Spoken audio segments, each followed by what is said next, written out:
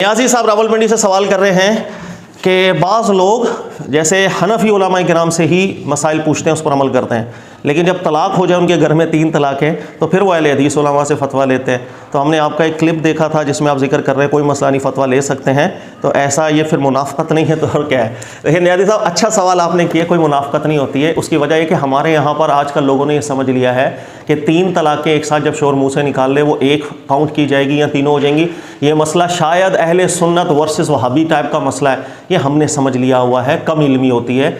शुरू से ही ये मसला इख्तलाफी नौयत का रहा है, ताबीन के दौर में भी इख्तलाफात मिलते चले गए हैं, इसके बाद भी दौरों में इख्तलाफात मिलते चले गए हैं। 6ठी सदी हिजरी में, 7वीं सदी हिजरी में खुद फ़िक़्ह हनफ़ी के बड़े बड़े उलमा इकराम ने इसमें कलाम किया है।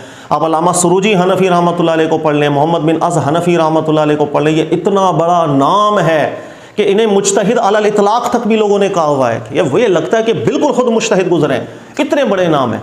इसके अलावा फ़िक़्ह हम्बली में भी बहुत बड़ी तादाद है उलमा की जिनका यह मौक़िफ़ रहा है और दलील देखी जाती है। ख़ुद इमाम अबू हनीफ़ा रहमतुल्लाह ताला अलैह से भी एक उनके शागिर्द की रिवायत यही आई है कि एक ही तलाक़ होती है, एक दफ़ा एक मजलिस में ज़्यादा दफ़ा चाहे बोल भी दें उससे कोई फ़र्क नहीं पड़ता, तलाक़ एक ही होती है। वो एक चांस ही आपका ज़ाया हुआ है। जब तक इमसाक भी मारूफ़ और तसरीब एहसान ना हो जाए दूसरी तलाक़ का इख्तियार मिलता ही नहीं है, कुरान की नस मौजूद है।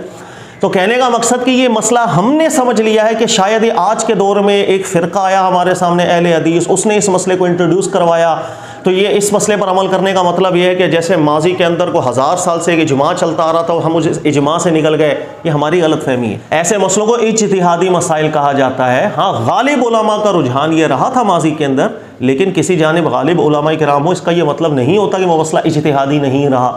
इज्तिहादी मसला बिल्कुल है, बल्कि इसमें दलाइल में अगर आप जब गौर व फिक्र करेंगे तो मजबूत दलील और इस्तिदलाल इसी जानिब है कि एक साथ एक से ज़्यादा तलाक़ों का कोई तस्वुर हमारे दिन में नहीं मिलता है। अल्लाह ताला ने जिस अंदाज़ के अंदर जिक्र किया कुरान उसका ज़ाहिर तकाज़ा ही इस बात का करता है। इसलिए अगर आप किसी अहले हदीस आलिम दीन से भी फतवा तलाक़ का ले लेंगे, या वो अहले सुन्नत उलमा किराम भी मौजूद है यहाँ पर जो बिल्कुल फतवा इस चीज़ का देते हैं, हम भी इसी चीज़ पर फतवा देते हैं, तो इसमें कोई मसला नहीं है। ये मसला को वहाबियत, देवबंदियत, बरेलवियत इस टाइप के मसलों में दाखिल नहीं है। इसको मैं कई दफ़ा अपने लेक्चर्स के अंदर भी समझा चुका हूँ। इसलिए आप दुनिया को देखेंगे, बहुत से दुनिया के अंदर उलमा अहनाफ ऐसे हैं कि जो अब इसी चीज़ के ऊपर फतवा दे रहे हैं। वो कानून साजी भी इस चीज़ के ऊपर कर चुके हैं कि यही बात कुरान सुन्नत के ज़्यादा मुताबिक है, इस पर गौर करना चाहिए। इस मसले को उन्होंने बिल्कुल नाफिज भी किया कानूनी हैसियत के अंदर। तो कुछ चीज़ों के अंदर हम गौर करेंगे तो हमें पता चल जाएगा इसमें कोई मुनाफ़क़त वाली चीज़ नहीं होती है। हर वो कौल याद रखिएगा जो मिन हैसु दलील अक़वा होता है, मुफ्तबी होता है, एक मुसल्लमा उसूल है फ़ुक़हा के नज़दीक कि जिस चीज़ में जो वज़नी इस्तिदलाल में ज़्यादा उसी पर अमल किया जाएगा, उसी पर फतवा दिया जाएगा।